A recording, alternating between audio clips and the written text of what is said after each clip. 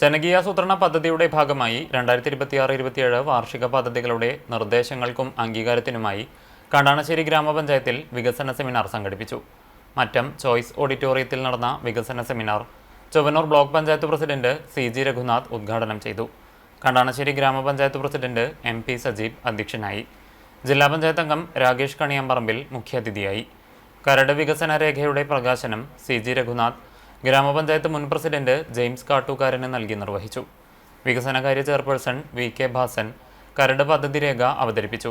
Panchayat secretary KK Radhakrishnan പദ്ധതി വിശദീകരണം നടത്തി. Panchayat vice president CK Sudeepa, Chowwannur block panchayat ആരോഗ്യ വിദ്യാഭ്യാസ സ്ഥിരം സമിതി ചെയർപേഴ്സൺ ശിവൻ വാഗ, ഗ്രാമപഞ്ചായത്ത് സ്ഥിരം സമിതി ചെയർപേഴ്സൺമാരായ VV തിലകൻ, നിവ്യ റനീഷ്, ബ്ലോക്ക് പഞ്ചായത്ത് അംഗം പ്രമിത സജീവൻ എന്നിവർ സംസാരിച്ചു.